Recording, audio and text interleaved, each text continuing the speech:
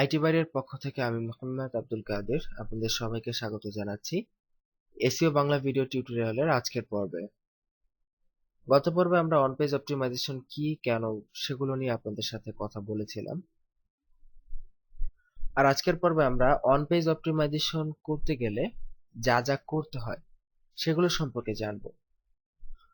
তো আমরা গত পর্বে বলেছি অন পেজ অপটিমাইজেশন হচ্ছে এসইও প্রথম স্টেপ। আপনার ওয়েবসাইটের সাথে সরাসরি সার্চ ইঞ্জিনের সম্পর্ক হবে এই স্টেপে।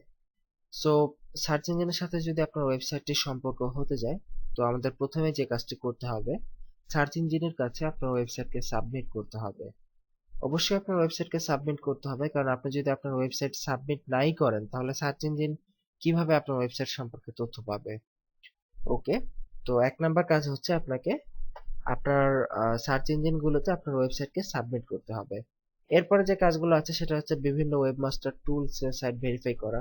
সার্চ ইঞ্জিনগুলো আবার আপনার ওয়েবসাইটটিকে যাতে ভালো করে বুঝতে পারে আপনার ওয়েবসাইটটি কোন বিষয়ের উপর, সেটার জন্য বিভিন্ন ওয়েবমাস্টার টুলস এর ব্যবস্থা করে রাখছে।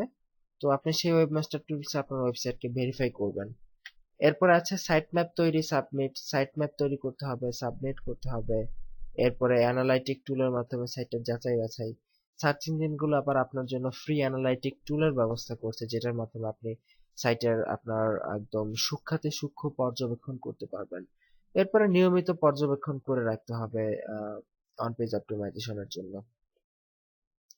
এগুলো হচ্ছে মূলত অন পেজ অপটিমাইজেশনের কমন কাজ বা অত্যন্ত বেসিক টার্ম। এগুলো যদি না করেন তাহলে এসইও হবে না অ্যাকচুয়ালি।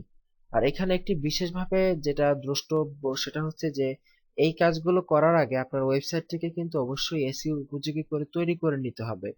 কারণ দেখা গেছে আপনার ওয়েবসাইটের অবস্থা ভালো না, আপনার ওয়েবসাইটে পর্যাপ্ত তথ্য নেই, এবং আপনার ওয়েবসাইটে দেখা গেছে যে কিওয়ার্ড বা আপনার ওয়েবসাইটের যে আপনার যতটুকু থাকা প্রয়োজন ততটুকু নেই আপনার কন্টেন্ট গুলো।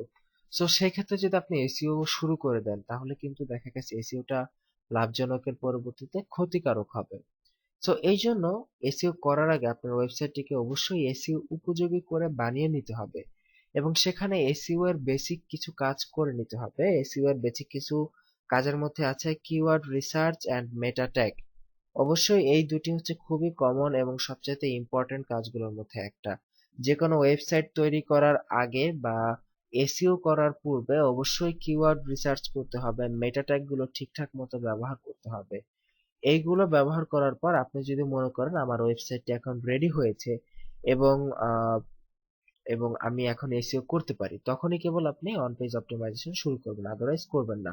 আর এই ক্ষেত্রে যারা অনলাইনে কাজ করবেন, যারা ফ্রিল্যান্সিং করবেন, তাদের ক্ষেত্রে যখন আপনাকে ক্লায়েন্ট দিবে এসইও করতে, তা ক্লায়েন্ট তার ওয়েবসাইটকে যখন দিবে এসইও করতে, তখন আপনি ক্লায়েন্টের ওয়েবসাইটটি দেখে ভালো করে সিদ্ধান্ত নেবেন যে ক্লায়েন্টের ওয়েবসাইটটি কি এসইও করার উপযোগী কি না। যদি উপযোগী না থাকে তাহলে আপনাকে মেটা ট্যাগ, কিওয়ার্ড রিসার্চ ইত্যাদির মাধ্যমে ওয়েবসাইটটিকে এসইও উপযোগী করে নিয়ে তারপরে এসইও শুরু করতে হবে। তো কিভাবে মেটা ট্যাগ দিবেন, কিওয়ার্ড রিসার্চ করবেন, মানে এসইও শুরু করার পূর্বে আপনি ওয়েবসাইটকে কিভাবে রেডি করবেন, সেই বিষয়গুলো এখন আমরা ধারাবাহিকভাবে আলোচনা করব, এবং যখন সেটা শেষ হবে এবং আমরা চেষ্টা করব আপনাদেরকে প্র্যাকটিক্যালি প্রতিটি কাজ করে দেখানোর, এবং যে সেটা যখন ইনশাল্লাহ শেষ হবে পরবর্তীতে আমরা এই যে অন পেজের যে কাজগুলোর কথা বললাম, ওয়েবসাইট সাবমিট করা, ওয়েবমাস্টার টুলস, তারপর অ্যানালাইটিক টুল, সাইট ম্যাপ, এই বিষয়গুলো আপনাদেরকে করে দেখাবো। তো আগামী পর্বগুলোর আমন্ত্রণ রইলো। আজকের মতো এখানে বিদায় নিচ্ছি।